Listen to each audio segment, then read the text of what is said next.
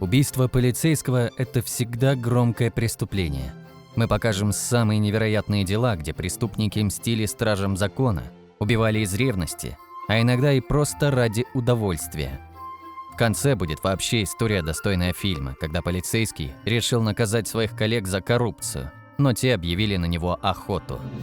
Мика Хавьер Джонсон. Одно из самых громких и масштабных преступлений в нашем списке, которое взбудоражило весь мир.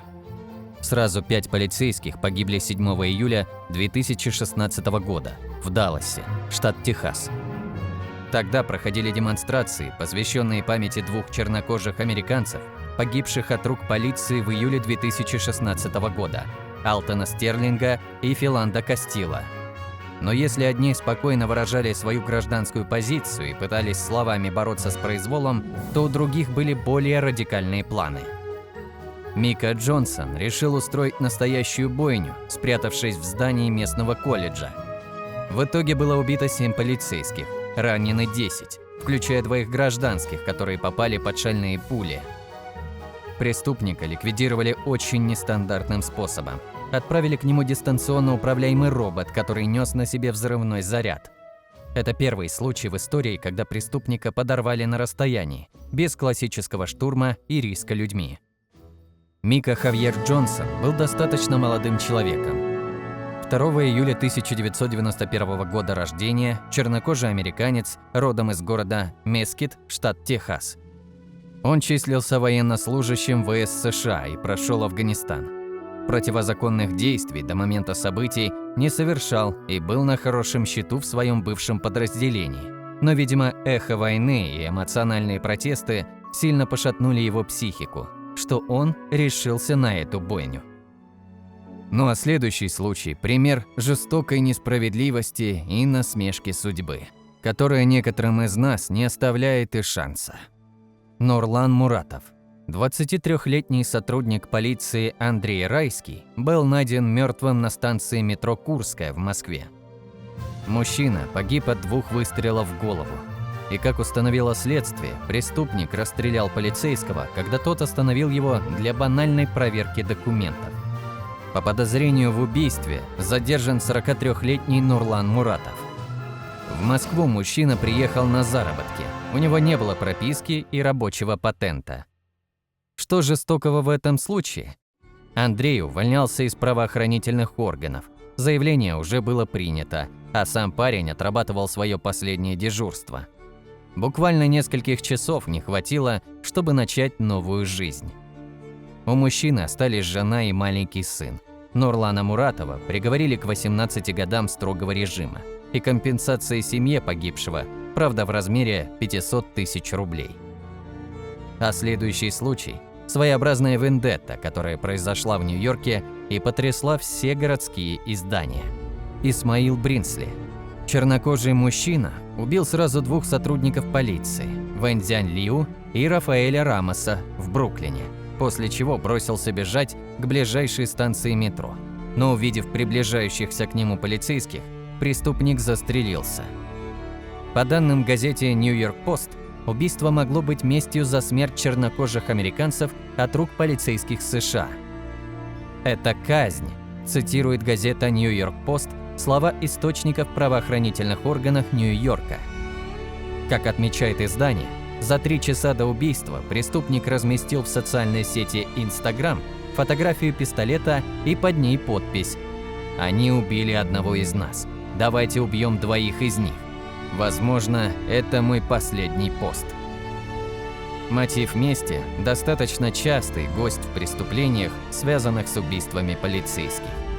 А следующий случай – откровенная попытка свести счеты за своего близкого. Кевин Джонсон. 5 июля 2005 года сотрудники полиции, включая Уильяма Маккенти, разыскивали Кевина Джонсона по подозрению в нарушении испытательного срока. Во время обыска в доме Джонсона у его 12-летнего брата начался припадок. По словам Джонсона, полиция помешала семье Джонсона вызвать скорую и предоставить ему достаточную медицинскую помощь. В конечном итоге он скончался в больнице. Поэтому Джонсон обвинил полицию, полагая, что они косвенно ответственны за смерть его любимого младшего брата. Позже, тем же вечером, один из этих офицеров, сержант Уильям Маккенти, вернулся в Митчем-парк. Он предложил другому офицеру рассмотреть жалобу на фейерверк, потому что тот находился ближе к месту происшествия. Внезапно Джонсон, который следил за полицейским, открыл огонь по Маккенти, попав в него несколько раз. Маккенти проехал небольшое расстояние, разбился и выпал из машины. Джонсон подошел и снова выстрелил в него, контрольным в голову. Но Маккенти скончался не сразу, а только спустя сутки в больнице. А следующий случай – абсурдная ситуация, когда один коп случайно завалил другого. Да, и такое тоже бывает. Грег Брэдчелл. Несколько сотрудников полиции окружили и заблокировали своими автомобилями Lexus с подозреваемыми, стоявший на парковке позади придорожной закусочной. Лейтенант Грег Брэдчелл, бывший в числе первых штурмующих, подбежал к машине. Ему показалось, что у одного из сидящих в салоне есть пистолет, после чего он тут же открыл огонь, без предупреждения. По неизвестной причине страж порядка проигнорировал тот факт, что в легковушке помимо двух наркоторговцев находился его коллега, детектив Джейкоб Грант, незадолго до описываемых событий внедренный в ряды преступной организации. В результате этой странной забывчивости коп под прикрытием получил 8 пуль, попавших в шею, грудь, плечи и руки. Поначалу Брэдчелл не осознал свою ошибку. Он отскочил за соседнее авто и принялся выкрикивать различные требования. Лишь через некоторое время лейтенант понял, что перед ним находится изрешеченное тело его коллеги. Горе-полицейский подбежал к Лексусу и поинтересовался у детектива, в порядке ли он. «Нет», – лаконично ответил Грант, находясь на последнем издыхании. После этого правоохранители задержали присмиревших наркоторговцев. Судя по всему, преступники всерьез начали опасаться за свои жизни и предпочли не оказывать никакого сопротивления, полностью выполнив все указания. Как говорится, бей своих, чтобы чужие боялись. Амар Куэва, сотрудник правоохранительных органов, погиб после того, как остановил машину за тонировку. По версии следствия, офицер случайно столкнулся с вооруженным наркокурьером, который расстрелял его из винтовки. После этого коллеги убитого догнали и застрелили преступника. Правоохранители обнародовали кадры, запечатлевшие гибель офицера полиции Дариана Джаротта, застреленного днем 4 февраля текущего года на автостраде в штате Нью-Мексико на юго-западе США. Сотрудник полиции остановил белый пикап. Причиной повышенного внимания со стороны правоохранителя стала чрезмерная тонировка боковых окон автомобиля. После непродолжительного общения патрульный попросил водителя, 39-летнего Амара Феликса Куэву, выйти из машины. Отмечается, что при этом офицер заметил оружие в салоне пикапа и потребовал передать винтовку ему на время проверки. Злоумышленник прихватил с собой винтовку АР-15 и, обойдя транспортное средство, открыл огонь по правоохранителю. Когда раненый полицейский упал на землю, мужчина добил его выстрелом в затылок и скрылся с места убийства. Через некоторое время убитый правоохранитель был обнаружен, и сотрудники нескольких силовых ведомств устремились в погоню за преступником. Они несколько раз вступали с ним в перестрелку, таранили его машину, пытались остановить ее с помощью шипов, брошенных на дорогу. Но Амар Куэва сумел проехать еще 60 километров, прежде чем получил несколько ранений, оказавшихся смертельными. Известно, что в ходе преследования злоумышленника был ранен еще один страж порядка. Убийца полицейского был ранее судим. Его задерживали при перевозке нескольких килограмм амфетамина. Тогда, помимо наркотиков, в машине злоумышленника была обнаружена винтовка. Алексей Юшин. Остановить автомобиль, на котором подозреваемый возвращался из магазина вместе со своей пожилой матерью, инспекторы решили, заметив отсутствие госномеров. Но Юшин, очевидно, понимал, что ему грозит, если найдут содержимое его багажника. Выйдя из машины, он сразу открыл огонь по полицейскому, пока мама в ужасе сидела в салоне автомобиля. Лейтенант Алексей Марков погиб на месте. Остановить убийцу смог напарник погибшего полицейского. Он несколько раз выстрелил в преступника из стабильного оружия. Раненого Юшина увезли в больницу и допросили.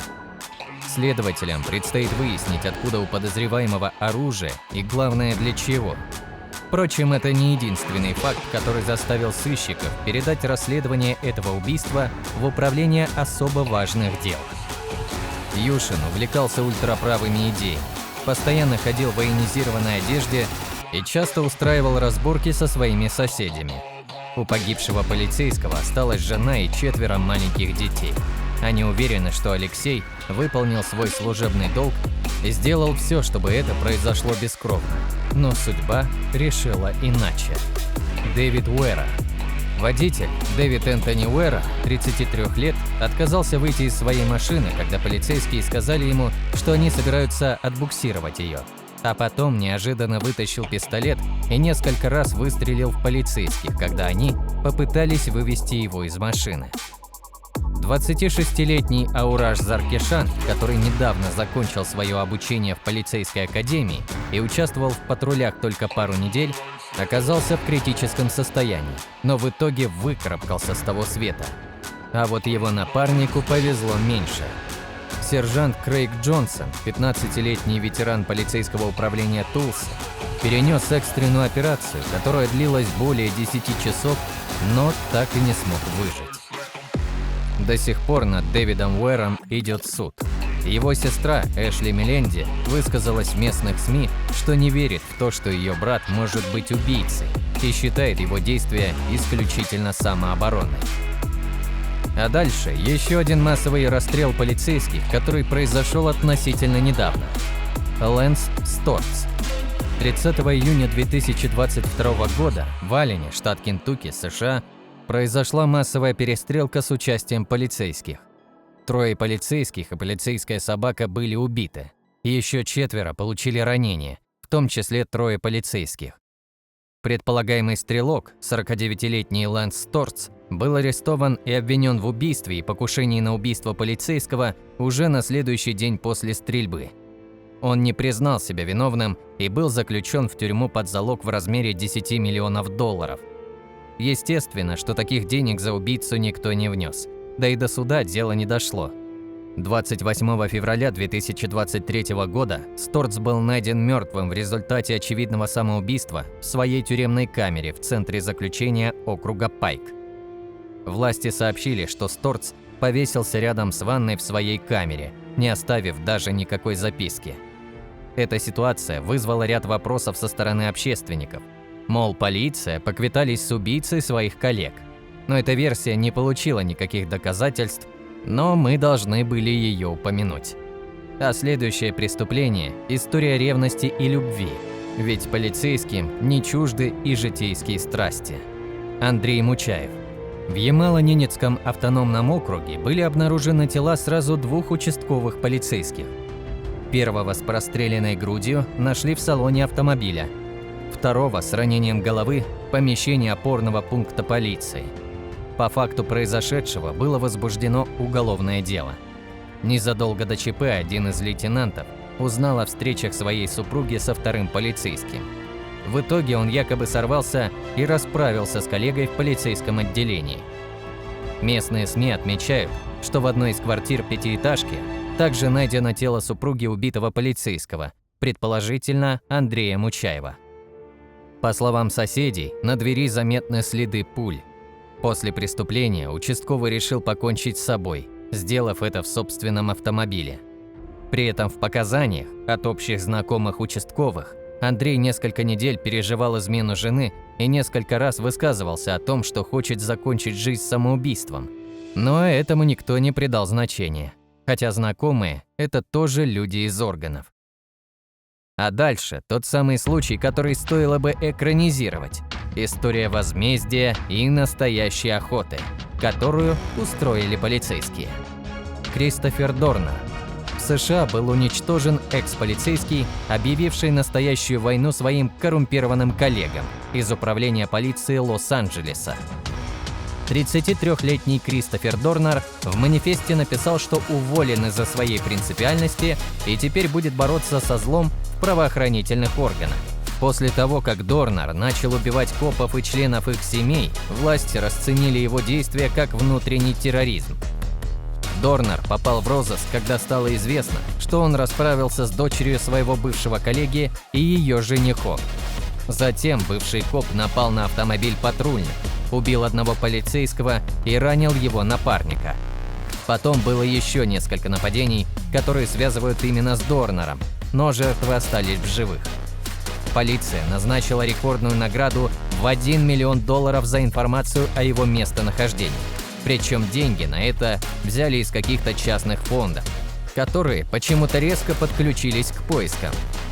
В итоге мятежника вычислили. На угнанной машине он приехал в город Сан-Бернардино, как утверждают источники The Los Angeles Times. Несколько дней назад Дорнер ворвался в дом супружеской пары, связал хозяев и угнал их пикап, но при этом оставив живых.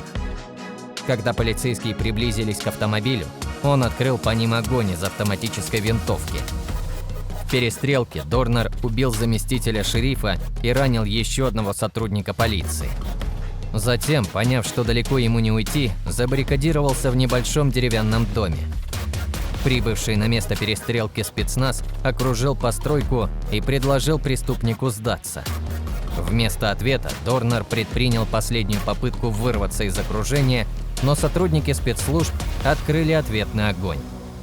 Хижина загорелась, а бывший коп, судя по всему, застрелился от безысходного положения. Кому выплатили деньги, так и осталось загадкой. Быть полицейским – это огромный риск, когда никогда не знаешь, откуда может прилететь пуля. То ли от преступника при проверке документов, то ли от нерасторопного коллеги. На этом у нас все. Всем спасибо за просмотр и до встречи.